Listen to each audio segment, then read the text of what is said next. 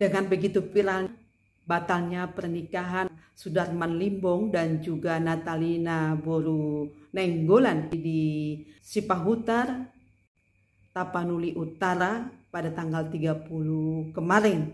Ini banyak pro dan kontra, bahkan sebagian pihak menyalahkan perempuan yang membatalkan pernikahannya. Kali ini saya akan sampaikan Bapak Pendeta yang mau memberkati kedua pengantin ini. Kenapa tidak jadi diberkati? Nah, untuk lebih jelasnya, mari kita dengarkan. Alasannya sudah pasti bahwa perempuan itu tidak mencintai laki-lakinya. Itu saja alasan utamanya. Dan tidak ada unsur yang lain. Karena pertanyaan pendeta begitu jelas sampai 3 kali. Saya bertanya, apakah kau mencintai, mengasihi, menyayangi calon suamimu, Sudarman Limbong? Tidak, sampai 3 kali. Nah, saya selaku pendeta tidak berani meneruskan atau melanjutkan pemberkatan pernikahan. Nah, karena pemberkatan itu kan bukan pemberkatan main-main. Itu kan sakral itu, sampai seumur hidup. Bahkan sampai maut memisahkan. Nah, itulah dasarnya. Baru yang kedua, terkait informasi yang sampai kepada kita bahwa ini perempuan dan laki-laki hanya berteman melalui, saya katakanlah, perjodohan hanya 3 bulan. Jadi terkait hal pemberkatan itu, segala prosedur sudah dilakukan oleh gereja, termasuk malua, martupol, titik pertama, titik kedua. Itu semua sudah dilakukan, terlaksana. Dan terakhir, sebelum berangkat ke dalam gereja, itu akte kawin ditandatangani mereka berdua. Ditandatangani dari laki-laki si Sudarman Limbong dan Natalina. Baik Bapak Ibu, teman-teman semua, kita sudah mendengarkan Bapak Pendeta Binton Simajuntak sebagai hamba Tuhan atau Pak Pendeta yang akan memberkati kedua pengantin Sudarman Limbong dan Natalina Boru Nenggolan.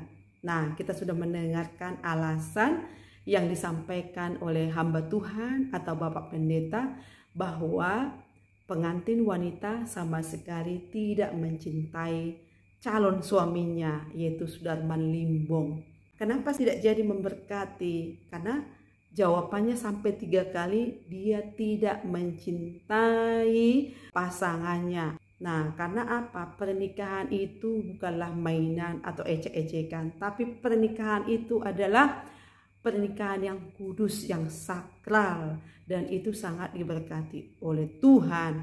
Makanya beliau tidak mau memberkati. Nah, kalau ada yang komentar lumayan banyak di akun Facebook saya tahu itu semacam menyudutkan, menyalahkan hamba Tuhan. Jangan asal memberkati dong, mesti harus ada konseling selama 6 bulan atau ada pengajaran dan sebagainya. Tadi Pak Pendeta sudah membeberkan bahwa sudah melakukan prosedurnya, misalnya sudah anggota jemaat, yang kedua sudah malua ya, yang ketiga sudah martupol, yang ketiga sudah martiting pajolo atau pengumuman pertama atau pengumuman yang kedua, martiting kedua begitu. Nah, artinya ketika martupol pun itu kan sudah di depan jemaat, keluarga besar. Misalnya ada hubungannya dengan wanita atau lelaki lain, bisa menuntut nanti, misalnya seperti itu Bapak Ibu. Nah, kalau ada yang menyalahkan, menyudutkan hamba Tuhan, nah hati-hati kalau berucap ya. Memang banyak komentar yang miring, yang pro dan kontra ya, yang selalu menyudutkan Bapak Pendeta. Tapi kita sudah dengarkan hal-hal apa yang sudah disampaikan oleh hamba Tuhan atau Bapak Pendeta. Oleh sebab itu, Bapak Ibu, teman-teman semua, anak muda-mudi yang mau membina keluarga yang baru, betul-betul harus siap secara mental, secara hati, secara batin ketika mau menikah. Bukan hanya secara finansial doang, sudah mendapatkan pekerjaan yang mapan dan sebagainya. Bukan hanya itu, tetapi secara hati batin kita sudah harus siap. Ini pelajaran. Ada banyak komentar yang masuk begini, kenapa harus di-upload, kenapa harus diposting supaya ditonton, dibaca semua orang. Kalau saya mau berkata, ini pelajaran bagi kita semua.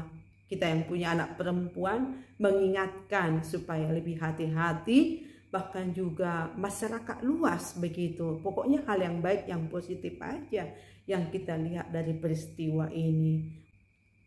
Mudah-mudahan kedua pasangan ini akhirnya mereka sudah tidak jadi menikah, mendapatkan jodoh yang terbaik.